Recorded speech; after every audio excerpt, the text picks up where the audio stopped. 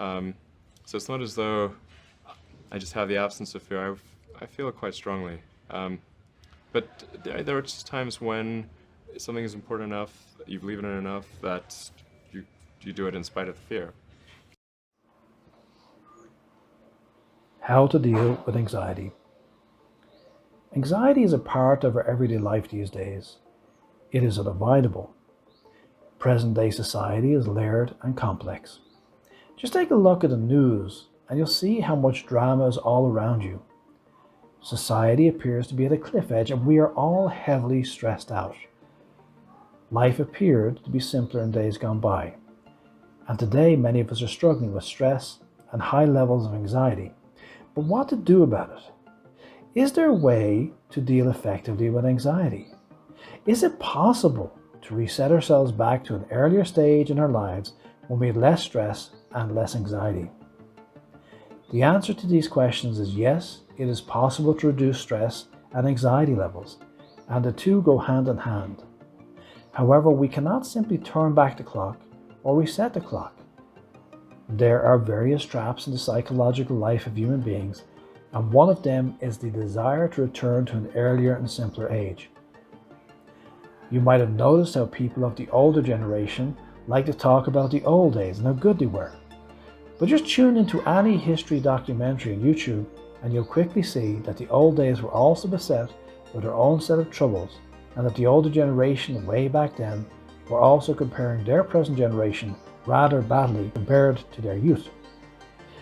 Each human generation has its shares of challenges, and then harkening back to an earlier, simpler, happier time is escapism of the human mind, a way of minimizing the stress and anxiety of today with wistful, dreamy ideas of an idyllic past which never really existed in the first place.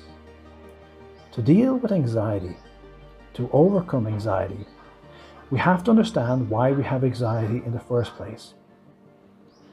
Anxiety can be defined as an emotional uneasiness that does not appear to have an explicit cause. However, if we take a look at the subconscious mind, things begin to become clearer. The subconscious mind contains all of our memories, beliefs, and habits, including habitual thoughts. In our everyday life, we are forced to fit in with others in society, and this results in a repression of our instinctive self. And the result of this repression of our feelings is an emotional undercurrent, which is expressed as anxiety. Human beings have an archaic survival mechanism called a fight or flight response. This response is designed to have us either attack an enemy aggressively or to run away with fear. However, the problem with modern life is that we can neither have an opportunity to hit out at another, nor do we have an opportunity to run away in fear. Think about it. In today's world, can you punch out your boss and get away with it? Or how would people think about you if you ran away from class in school or college? In a social media-driven culture, everyone is on view 24/7, and random acts of either aggressiveness or fear can easily be recorded and shared with others. So not only have we the societal pressure to fit in, but also we have social media pressure on top of it. We now know why we have anxiety, but how can we deal with it? Dealing with it is the operative phrase, because there's no way back to an earlier time of idyllic living, nor can we ever really hope to lead a life that is entirely free of stress and anxiety. How can we then deal with anxiety? Well, here are 3 tactics which will really help you. 1. De-stress. At the heart of anxiety is stress, pure stress. There can be many reasons why we feel stressed, but it's obvious in today's world that we have so many things to be stressed out about, and at the same time we have to fit in and get on with things. As stress levels rise, they push up anxiety levels, so the first step in dealing with anxiety lies in reducing stress. On a superficial level, dealing with stress is very straightforward. Take off some time for yourself and relax, go somewhere new, take a break from work or studies, and soak up a refreshing atmosphere. Certainly these things will help, but we have to go beyond the superficial and make efforts to permanently reduce stress at all times. Taking a nice vacation, for example, might have you feeling de-stressed for a week or 2. But will it have you feeling de-stressed all year long? Probably not. So what can we do to permanently de-stress ourselves. To permanently de-stress ourselves, we have to learn how to relax at deep levels. And secondly, we have to learn how to not become all that bothered by things when they're not going our way for whatever reason. So above and beyond giving ourselves breaks, we need to learn how to relax more and become increasingly philosophical about our life problems. There are lots of relaxation training videos on YouTube. Just try some out and apply whichever relaxation techniques work for you. Regarding becoming more philosophical, one great technique that will help is meditation. Once again, there are lots of good meditation training videos on YouTube to look at. Personally, I like heartfulness meditation. It's a very powerful meditation technique and it's free. Check it out at www.heartfulness.org. The reason why meditation helps us de-stress is that it allows us to have an opportunity to reflect and gain new perspectives, which also leads to the second great way to deal with anxiety, which is Stoicism. Stoicism is a philosophical system that originated in ancient Rome. Stoicism is an ethical system of philosophy. Ethics focus upon answering the question, what is the good life? But where the Stoics differ from most philosophers is in their fiercely practical approach. Where most philosophers are looking to find an ultimate answer to their question, which applies universally to all people at all times, the Stoics are far more interested in understanding how they can individually lead a more fulfilling life. So what are the key tenets of Stoicism which will help you deal with anxiety? The key tenets are actually called virtues, the 4 virtues, and they are wisdom, temperance, justice, and courage.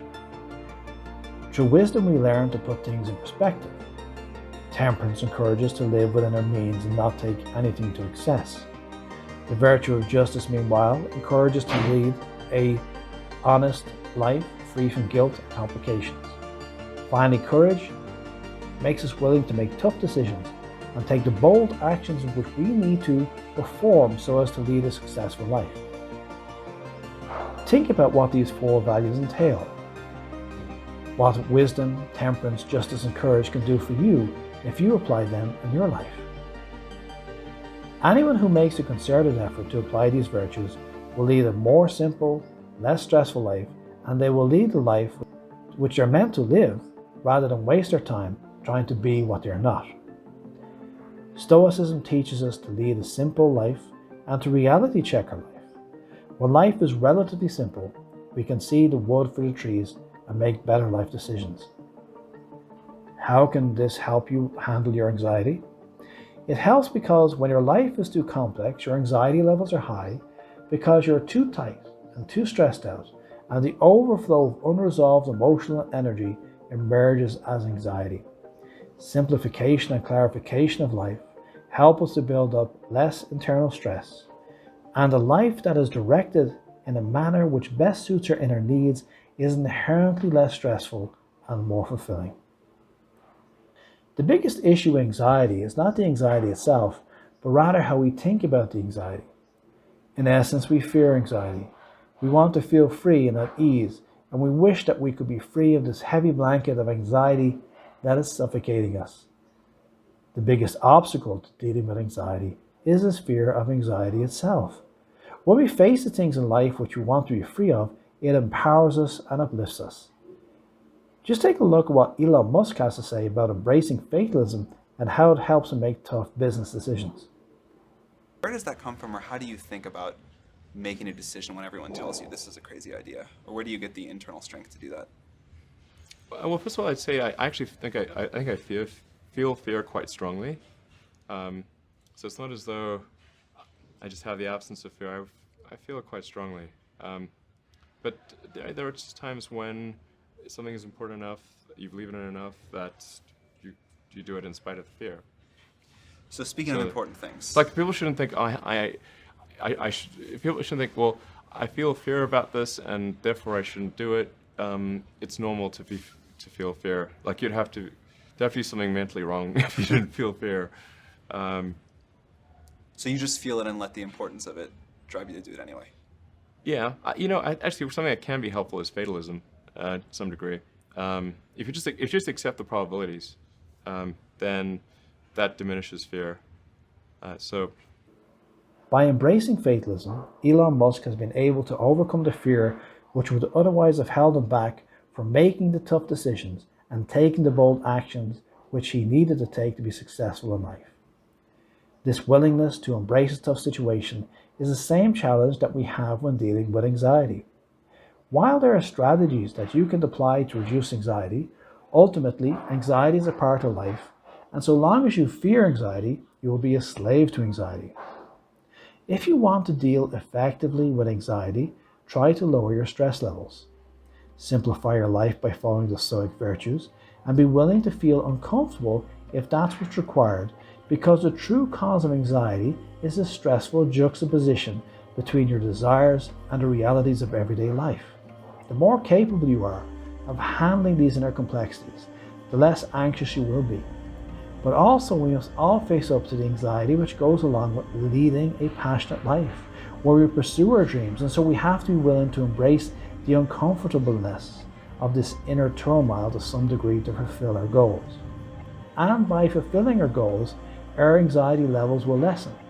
And by fulfilling our goals, our anxiety levels will lessen and they'll become easier to withstand, both because they are less intense and also because we start seeing the benefits of being uncomfortable if it means that we are leading the life that is more congruent with the life ideals which we have in mind. So there you have it. Nobody can be completely free of anxiety. But if we try these 3 tactics, learning how to be more relaxed, less stressful, taking more of a stoic approach to life, where we lead a simpler life and a more philosophical life, and being willing to embrace the uncomfortableness of anxious states, will in itself help us deal far more effectively with anxiety, and more importantly move on to leading the life that we want to lead and having the benefits of self-fulfillment which go with that.